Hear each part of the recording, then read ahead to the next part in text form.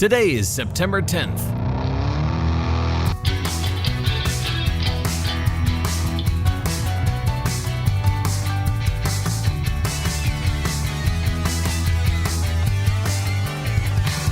It's the 254th day of the year, and this is the On This Day podcast. What's known about Louisiana Creole Marie Laveau's life comes from spotty records, legend, and folklore. She's born on this day in 1801, or possibly 1794, in Vauquerès, the French Quarter of New Orleans.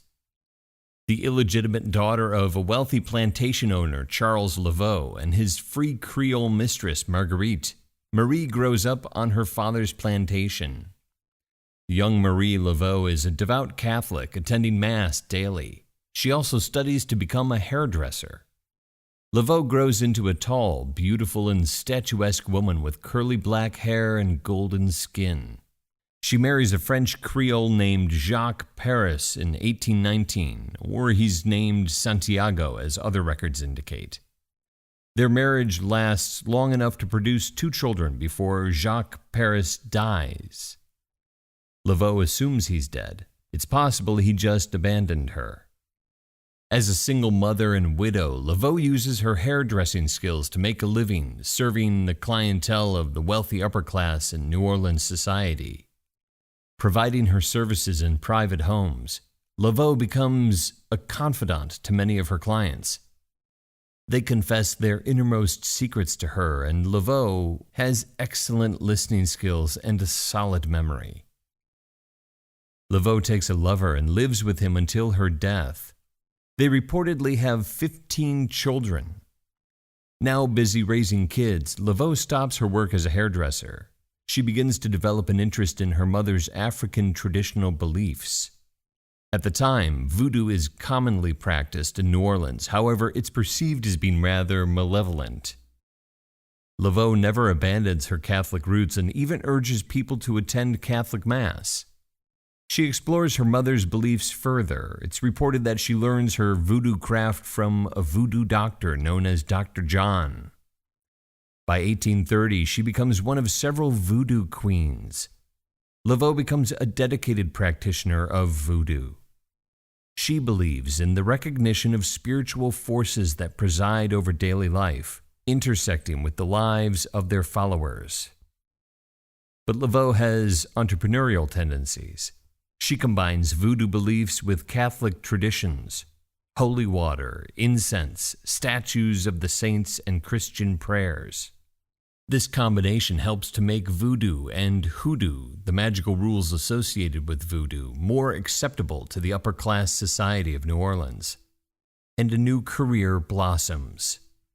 Quickly becoming the voodoo queen in New Orleans, Laveau performs public voodoo rituals and ceremonies as well as private rituals and readings. She makes a great living selling charms, magical powders, granting desires, and destroying one's enemies. News of her powers spread, and she's both admired and feared. Rumors float around about what she will do to you if you offend her. Yet she's also known for her humanitarian work. Laveau heals the sick and prays with the diseased and condemned. When Marie Laveau, born on this day in 1801 or 1794, passes away in 1881, writer Lafcadio Hearn refers to her as, quote, one of the kindest women who ever lived. Laveau's fame guarantees her prominent obituaries in the New Orleans Times-Picayune and the New York Times. Today, her grave receives more visitors than Elvis Presley's. After her death, Laveau's namesake daughter, Marie Laveau II, carries on her mother's work but never quite reaches the same fame. In modern times, the main focus of voodoo is to serve others and influence the outcome of life events through connection with nature, spirits, and ancestors. Voodoo is often used to cure anxiety, addictions, depression, and other ailments. It seeks to help the hungry, the poor, and the sick, as Marie Laveau once did.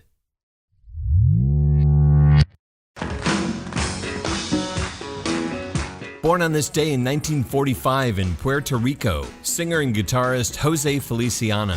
He's born with congenital glaucoma, which leaves him blind from birth. His family moves to New York when he's 5. His father gives him a guitar, and Jose plays that guitar all day and night. He plays a flamenco style that has a dash of just about every other style of music sprinkled in. His first album comes out in 1965, the voice and guitar of Jose Feliciano. In 1968, he releases a cover of the Doors song Light My Fire, which is a huge hit for him. Robbie Krieger credits Feliciano with making Light My Fire a classic song. Once Jose covers it, Krieger says, "Everyone does it." In 1970, Feliciano writes and records a song that he will forever be remembered for. If you write a hit Christmas song, man, you're set for life. And Jose Feliciano, born on this day in 1945, writes the mother of all Christmas songs, Feliz Navidad, always in heavy rotation during the holiday season. He's still performing, touring the world and elsewhere, playing his hits and covers that he reinterprets as only Jose Feliciano can.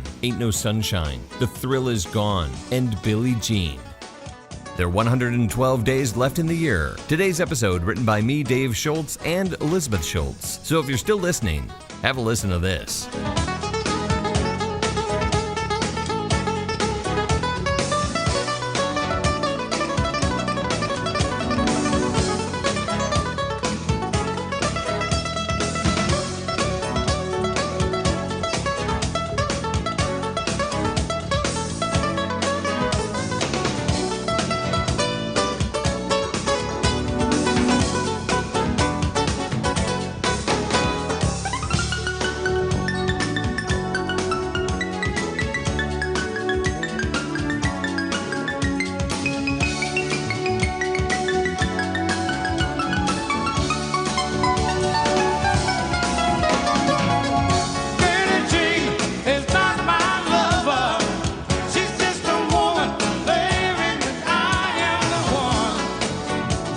Tell you, hey, that kitty ain't my son. I think he belongs to Richie Havens, yeah, yeah.